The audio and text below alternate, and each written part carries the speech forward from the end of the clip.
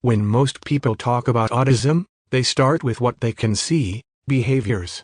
Things like rigidity, fixation, meltdowns, pacing, or a deep focus on certain topics. When I say autistic today, I'm including people across the whole spectrum, including non-speaking, minimally speaking, high-support autistics, or those with complex needs. Some of my examples will sound more like the people who end up in research studies or clinic discussions, but the architecture is likely relevant across support needs.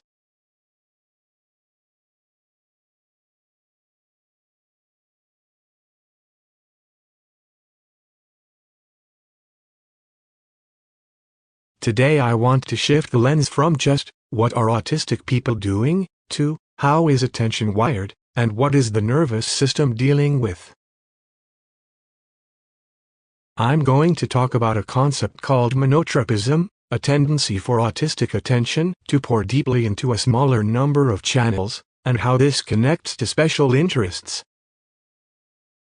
But, before I define that, I want to start where the system actually starts, with the sensory-motor loop between body and brain.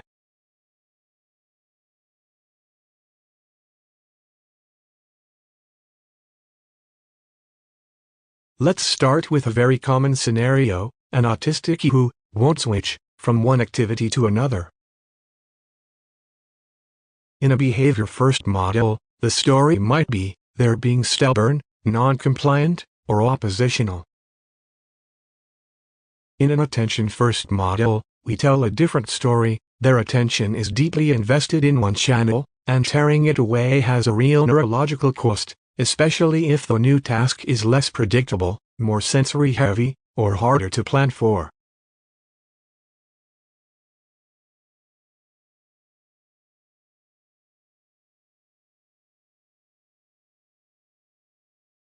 To explain that attention story properly, we need to start with the sensory-motor loop. First, let's start with the input side of the system. Senses we are familiar with like vision, hearing, touch, smell, taste. Proprioception is where your joints and muscles are. Vestibular is balance, movement, acceleration. Together, this forms the brain's incoming data stream.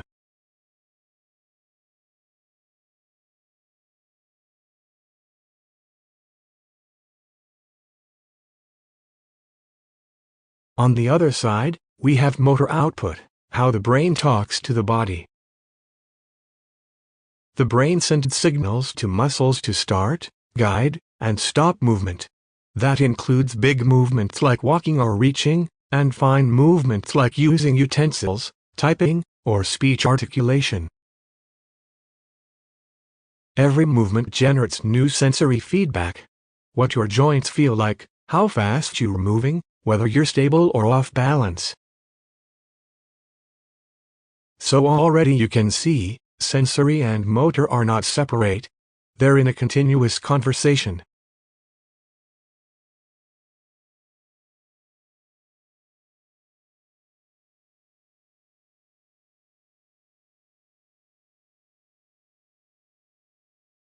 If we put those pieces together, we get the sensory-motor loop.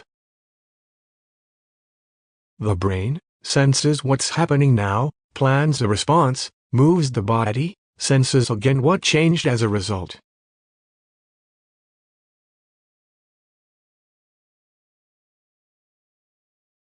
It then compares what actually happened with what it expected to happen, adjusts, and runs the loop again.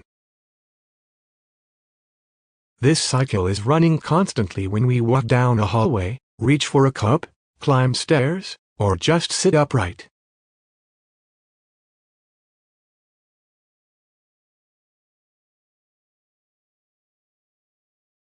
In autism, the structure of the loop is the same, but the settings are different. Sensory input may be more intense, or less predictable. Planning and coordination may take more effort. Internal signals may be harder to read. All of that increases the workload on the loop.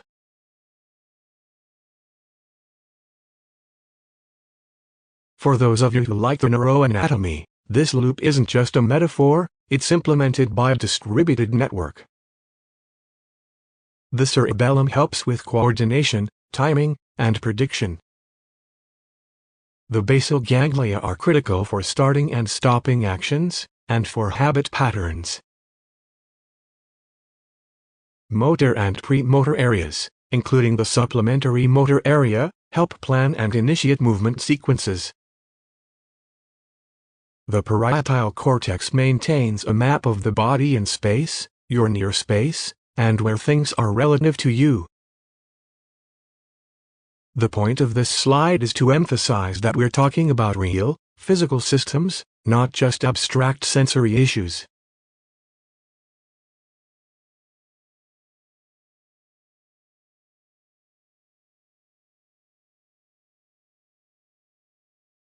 In autism, we often see that this loop is noisier and more effortful.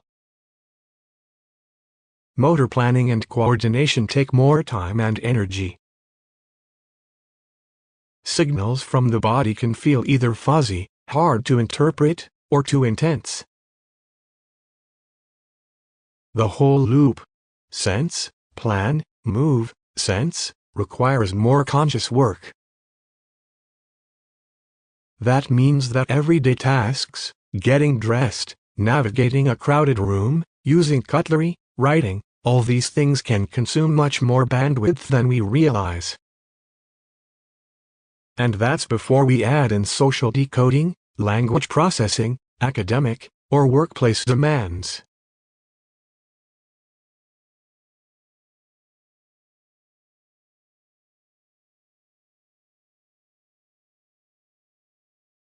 Here's how that shows up in daily life. Movements, especially new or complex ones, take more planning and energy. Starting or switching actions is slow or hesitant, not because the person doesn't want to, but because the system needs time. Coordination can look clumsy or inconsistent, especially when someone is stressed or tired. And small tasks, buttons, zippers, stairs, carrying a tray, can be genuinely exhausting. If this is the baseline cost of just moving through the world, you can already see why the brain might need to be very selective about where it invests attention.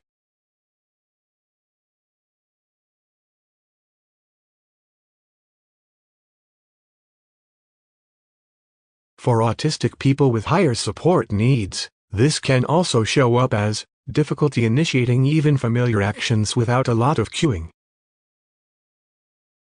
Reliance on others to sequence multi-step tasks. Or movement that looks chaotic or unpredictable to outsiders. The same sensory motor loop is there, it's just under much heavier load, and often with fewer tools to explain what that feels like. If just moving through the world costs this much, the brain needs a way to keep things as predictable and efficient as possible.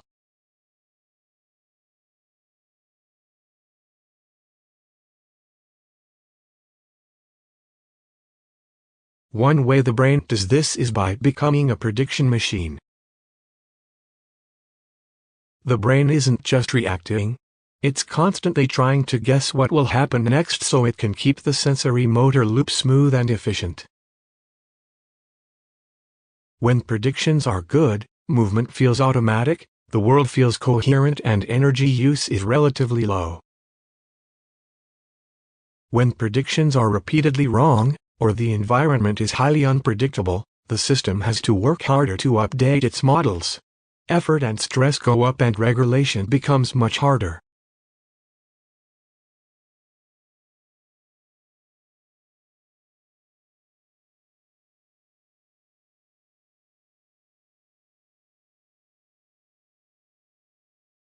One line of work in autism suggests that autistic brains often treat incoming data as highly important and precise. That can be a strength, better detail, better noticing of patterns. But, It also means that unexpected changes generate bigger prediction errors. A slight change in routine or environment. A new demand dropped in suddenly. A different sensory quality, lighting, sound, texture. Those changes aren't just mildly annoying. They can carry a real neurological cost for recalibrating the sensory motor loop. If your motor system is already working harder and your predictions are more easily thrown off, you're going to look for ways to reduce uncertainty and protect stability.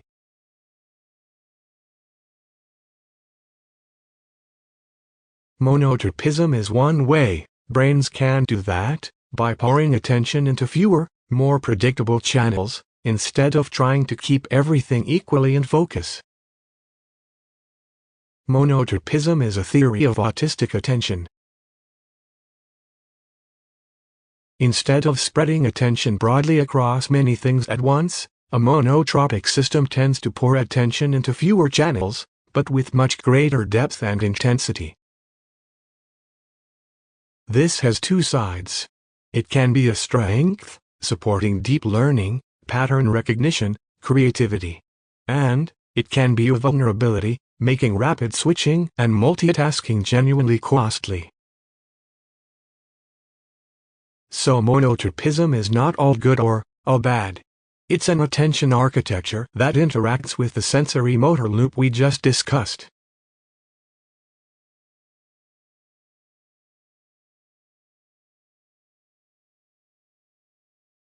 One way to picture this is, a more polytropic attentional style is like having many browser tabs open, each getting some attention, but none running at full power.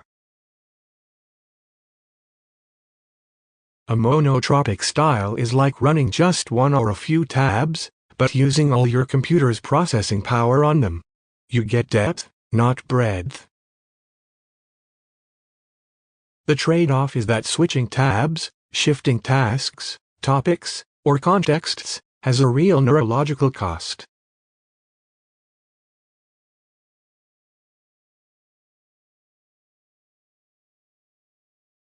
When you put these pieces together, a sensory motor loop that's already working hard, a predictive system where changes feel high stakes, and an attention style that runs in deep channels,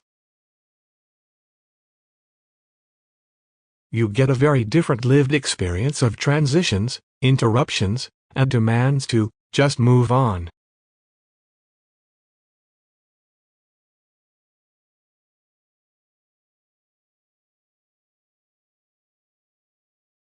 It's important not to romanticize or demonize monotropism. Strengths include deep learning and sustained engagement, ability to see patterns and structures others miss, and capacity for intense focus that can drive expertise. Trade-offs include less bandwidth for many simultaneous demands, high cost for switching tasks or roles, vulnerability in environments that demand constant rapid shifting and divided attention. So monotropism is a double-edged design. In the right environment, it can be an asset. In the wrong environment, it can create chronic overwhelm. You see similar deep, interest-based focus in ADHD as well, what many people call hyperfocus. But this model was developed mainly to describe autistic experience, so I'm going to focus on autism here, and then come back to ADHD later on. The problem is that most of our tests and classroom tasks were not designed for this kind of deep, narrow attention.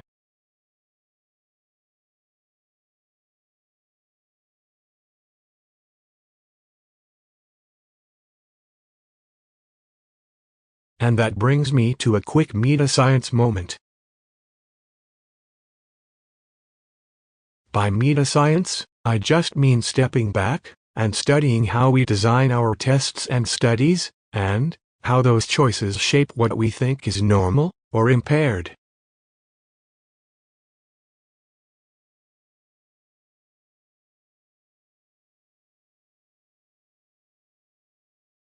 A lot of the tasks we use in psychology and education quietly assume a polytropic style of attention. Broad focus, rapid shifting, comfort with noise and multitasking.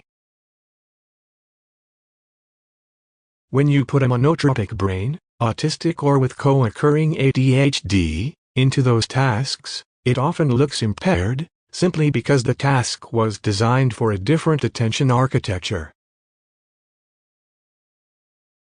The person is mismatched to the task, not necessarily defective in how their brain works.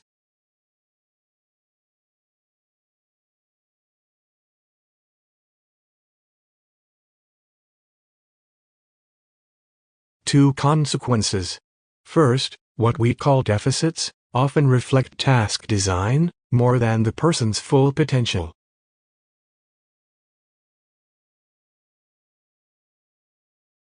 Second, high support autistics, people with significant spoken communication, motor or cognitive disabilities, are often excluded from these tasks altogether, so their capacities are barely measured at all. This is one reason I like looking at special interests and everyday functioning as evidence. They show us what monotropic minds can do when the environment fits them, not just how they perform on tasks built for someone else's brain.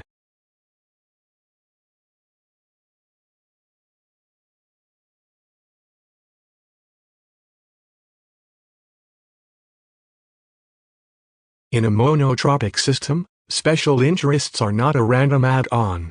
They're a natural outcome of deep, focused attention channels. Over time, certain topics, activities, or patterns become highly predictable, rich and rewarding, and emotionally meaningful. Those become special interests. They're often central to regulation, how the nervous system calms and organizes itself, and to identity, how a person understands who they are.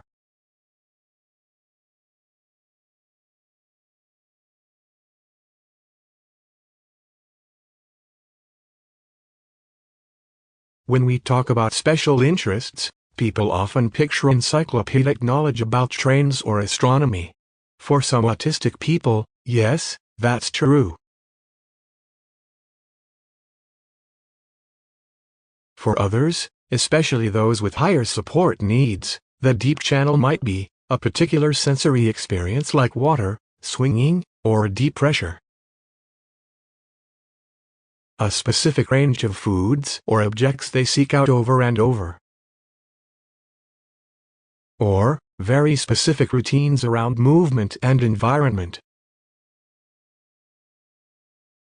It's still the same principle. The nervous system is building a predictable, regulating channel in a world that often feels too noisy or unstable.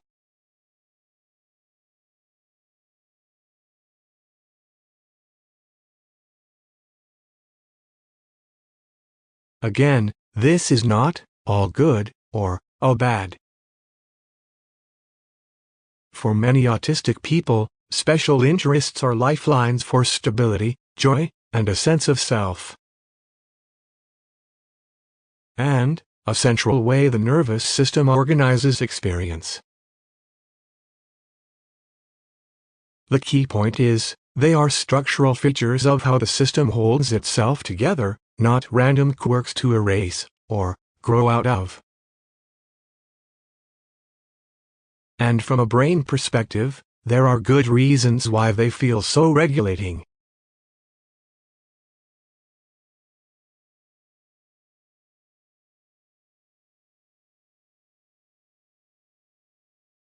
From a neuroscience standpoint, special interests are extremely efficient.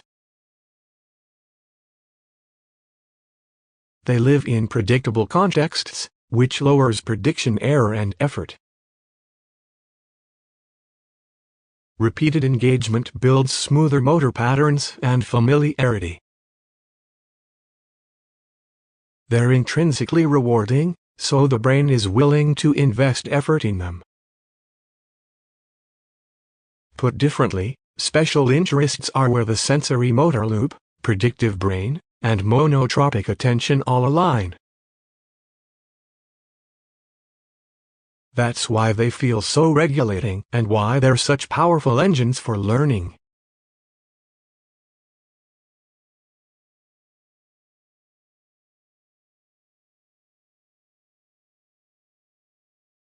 However, special interests don't exist in a vacuum. In real life, there are other needs: school and work expectations, sleep and health, responsibilities to family and community. Sometimes, special interests start to crowd out those areas, gaming until 3 a.m., refusing all non-interest topics at school, constant family conflict around screens or routines. So, this is not a "never set limits" argument. It's an argument for how we set limits. Protect the legitimacy of the interest as a regulatory and identity anchor. Shape the context, timing, duration, environment. Use interests as bridges into other domains, rather than as rewards dangled for compliance.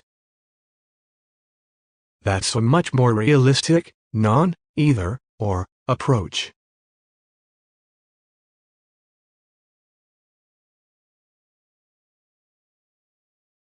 For high support, non or minimal speaking autistics, the same architecture is there, but it shows up on a very different surface.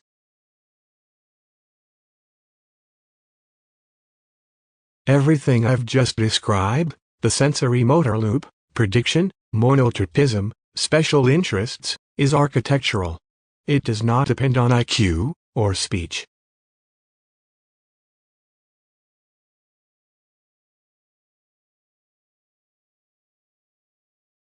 What changes with higher support needs is not whether this architecture exists, but how much effort it takes to run the loop, how it can be expressed, and how much support is needed for it to function.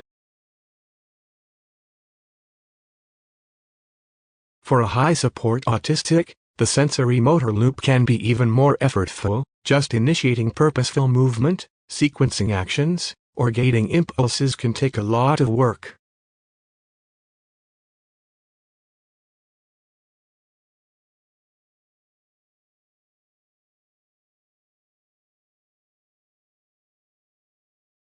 Attention can still be monotropic, but, like we talked about with special interests earlier, the deep channels may show up as sensory seeking, very strong attachment to certain routines or objects, or intense distress when those channels are blocked.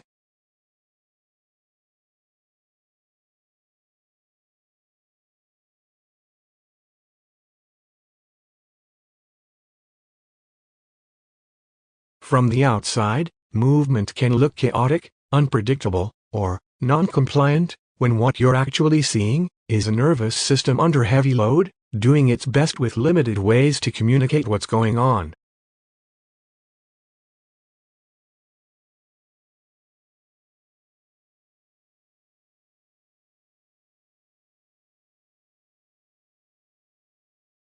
The difference is not that high support autistics don't have this architecture. It's that they have fewer tools to communicate it, and fewer environments built around it. So the implications are even more focus on environmental design and predictability, deeper respect for sensory and motor needs, and serious investment in alternative communication methodologies, because, without that, we're mostly guessing from the outside. If anything, the less communication someone has, the more we should assume that what looks like behavior is actually their nervous system screaming a story we haven't learned how to hear yet.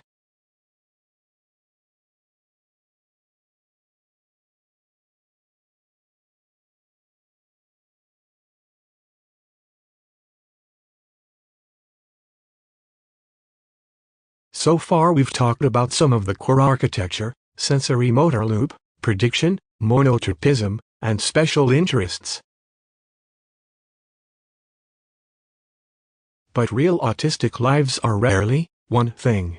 You often see movement differences and repetitive behaviors, anxiety and OCD-like patterns, ADHD traits layered on top. I call this autism plus. Same underlying architecture, plus add-ons. I'll touch on two that many of you will see all the time, movement issues and ADHD.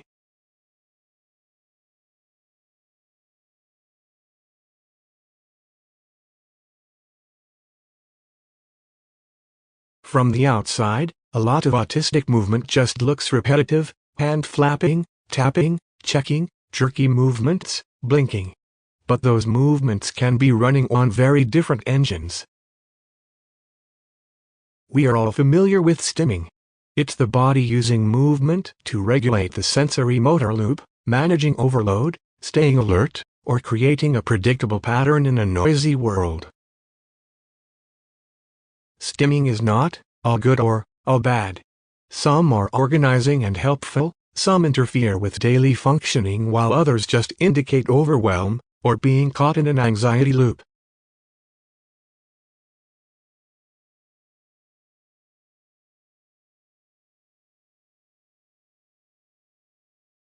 OCD compulsions can look repetitive too: checking, counting, repeating actions. But they arise from anxiety-based circuits, not sensory regulation. The engine is fear and rules-driven to fix perceived errors. If I don't do this exactly right, something bad will happen.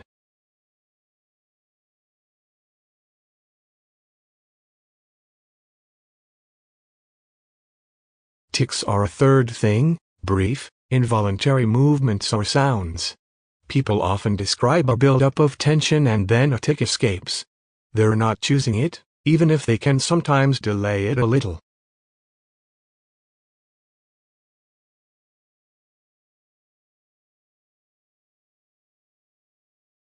On the outside, these can blur together in the same person.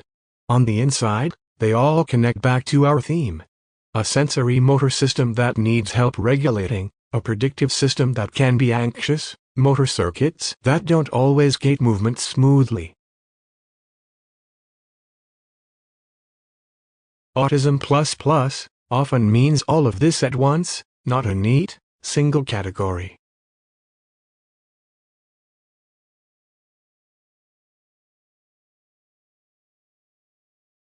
Monotropism isn't unique to autism.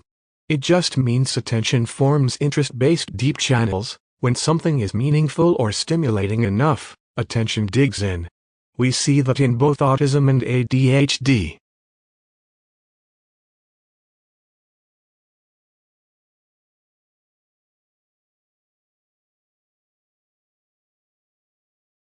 In autism, those deep channels usually rely on stability and predictability, and it can be expensive, mentally and emotionally, to tear attention away from them.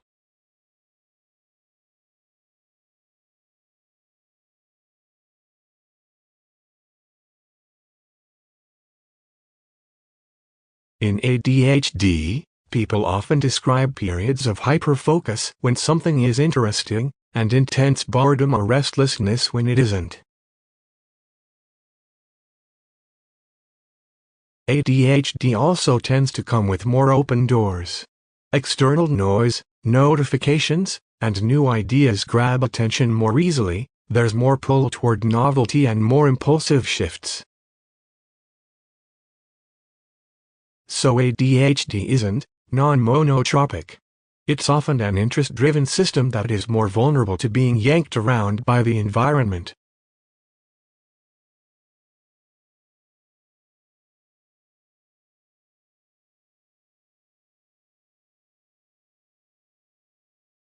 The co-occurrence of autism and ADHD is colloquially termed AUDHD. In AUDHD, everything we just talked about lives in one nervous system. That's my profile as well, so this isn't just abstract theory for me, it's a pattern I recognize very clearly in my own day-to-day life.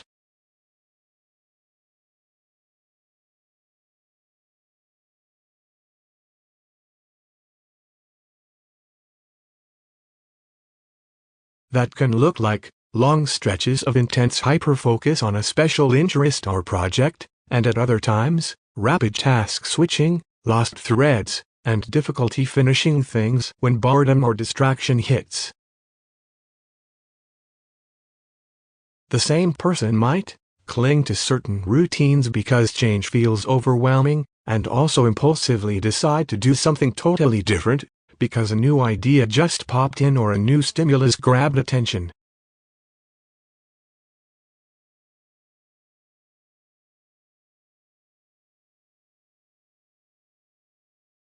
The strengths are real: creativity, pattern spotting, and deep dives into complex topics.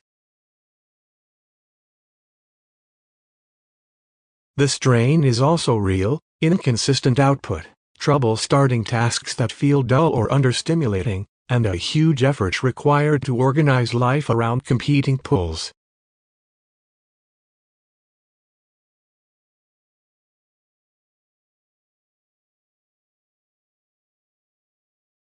My contribution in this area is trying to build models that make sense of what autistic plus ADHD nervous systems are doing. I currently have 2 related conceptual papers in peer review or submission, and I'm hoping they'll be published sometime in 2026. The first, the dual gain regulation model, is a theoretical account of co-occurring autism and ADHD as a shared architecture with different regulatory gain settings. The second, prediction gone awry, proposes a computational framework for emotion dysregulation across autism and ADHD.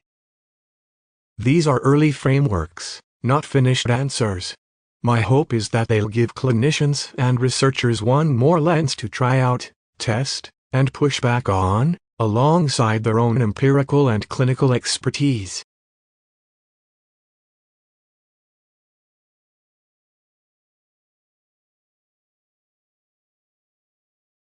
So, Autism++, when you layer ADHD, movement issues, anxiety, all of it, doesn't give you a neat category. It gives you a layered nervous system trying to keep this sensory motor loop and attention architecture running under very demanding conditions. That's the reality many autistic and odd people are living inside: core architecture, sensory motor loop, prediction, monotropism, special interests, plus multiple other extra loads stacked on top. Given all of that complexity of Autism++ layers, the question becomes, what does it mean for how we design supports? That's where I want to end, not with a specific method, but with some design principles.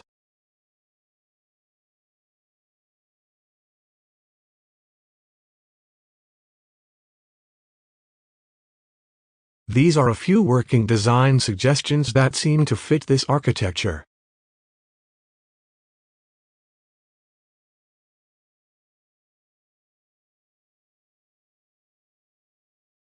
Join the existing attention channel first, then gently expand from there.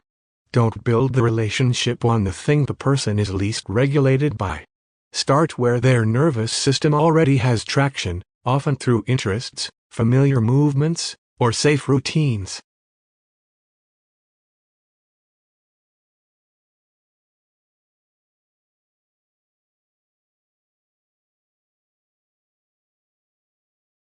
Design around the sensory motor reality. Reduce avoidable sensory load and multitasking wherever you can. Don't make the loop do extra work just to get through your session or lesson.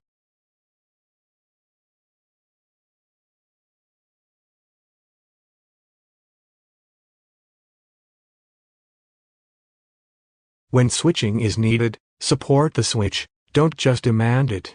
Make transitions predictable, with clear endpoints, and use co-regulation, tone of voice, pacing, shared movement or breathing, rather than relying only on verbal instructions.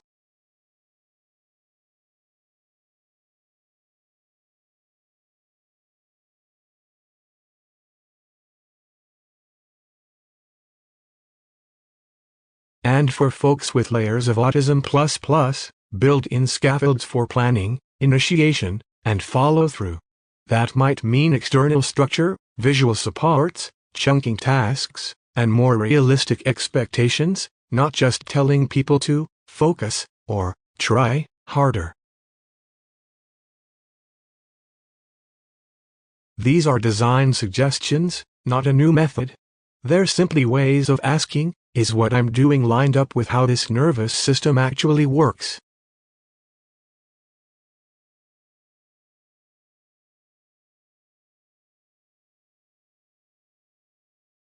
I want to close with a not, either, or frame.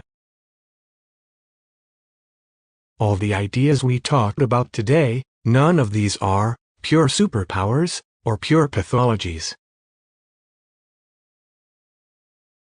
They're structural features of how certain nervous systems are built, and they come with both strengths and real day-to-day strain. Different autistic and ADHD people will need different constellations of supports at different points in their lives. There is no single toolkit that works for everyone. But all supports work better when they start from respect for the sensory motor and attentional realities of that person's nervous system rather than fighting them.